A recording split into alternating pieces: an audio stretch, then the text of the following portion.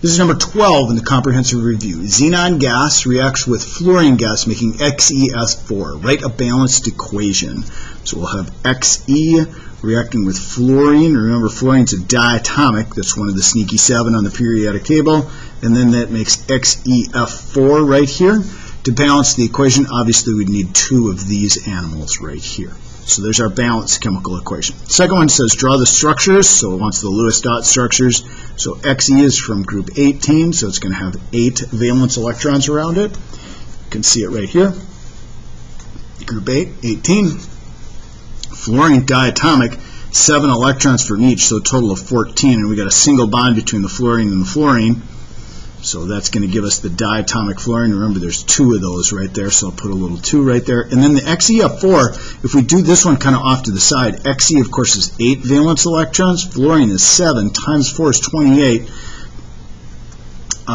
So 28 plus 8 is 36 total valence electrons.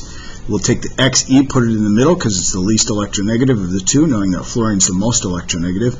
And then we'll bond the fluorines around it. That uses up 2, 4, 6, 8 electrons. 36 minus 8 leaves us with 28 electrons remaining.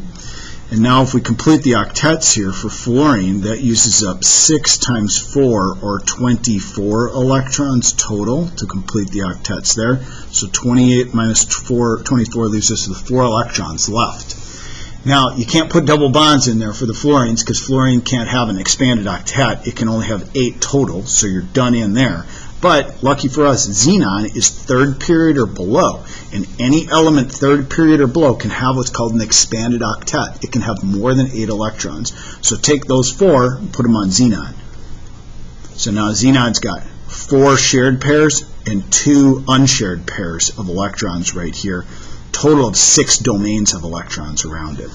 So describe the electron domain and atomic geometries around each one. So this is some tricky way of talking, and I want to pull up what you have on your test to be able to define these, and I'll define them 2 different ways. First of all, know that you get this sheet on the exam, and it's going to say electron domain geometries, or the families right here. And then these are the molecular geometries that each would have. So this one doesn't have a name because it's just an element. This one, of course, is just 2 atoms stuck together, and so it would be from the electron domain geometry called linear. And then, of course, its molecular geometry would also be called linear. This one right here, as I indicated before, has 1, 2, 3, 4, 5, 6 total electron domains. So the total electron domains right here would be 6, and it would come from the family called octahedral. So the electron domain geometry would be called octahedral. Now, the molecular geometry, the actual shape, would be 1, 2, 3, 4 bonded, 2 non-bonded. 1, 2, 3, 4 bonded, 2 non-bonded. And so this one would be called square planar. And that would be called the molecular geometry, or the MG right here. Okay?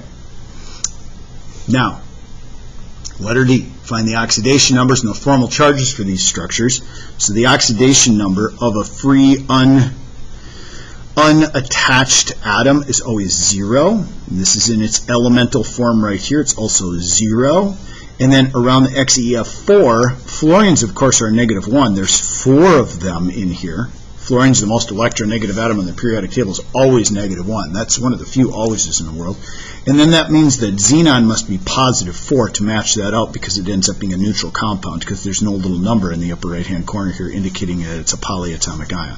So xenon's +4. Fluorine here is each -1. So those are the oxidation numbers. And I'm going to answer E right away while we're doing that.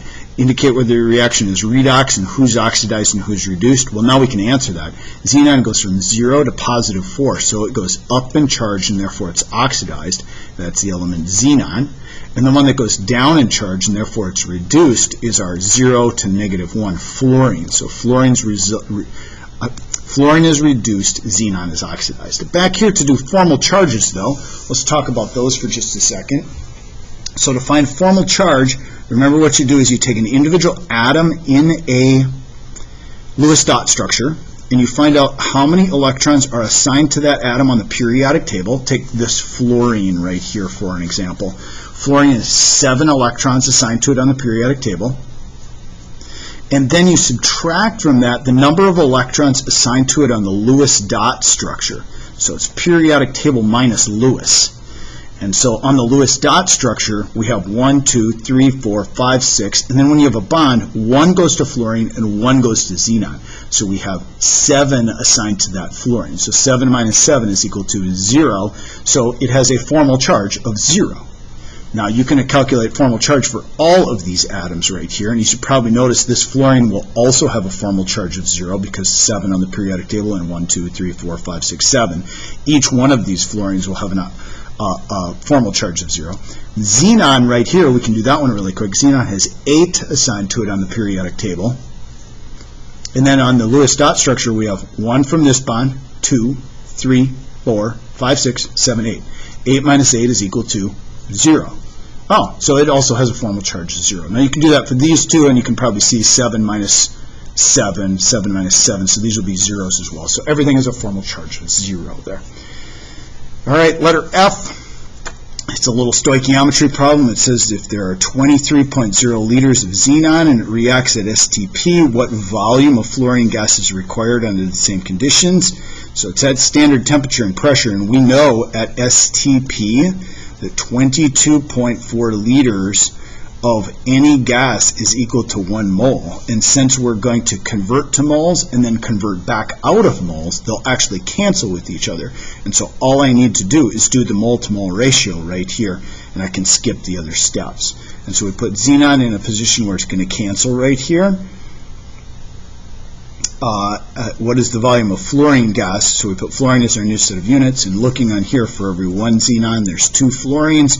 So 23 times 2 is 46 liters of fluorine gas would be required to do the reacting. All right, that should be everything for the comprehensive review of number 12.